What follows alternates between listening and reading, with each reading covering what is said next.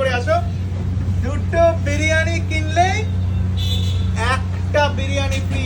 কি বন্ধুরা, অবাক হয়ে গেলে? অবাক হওয়ার মতনই কথা। আর আমরা যেহেতু মাটন বিরিয়ানি নিয়েছি, দেখাও, দুটো মাটন বিরিয়ানি নিলেই একটা চিকেন চাপ ফ্রি। আর দুটো যদি তোমরা চিকেন বিরিয়ানি কেনো তো একটা কিন্তু চিকেন বিরিয়ানি ফ্রি পেয়ে যাচ্ছ।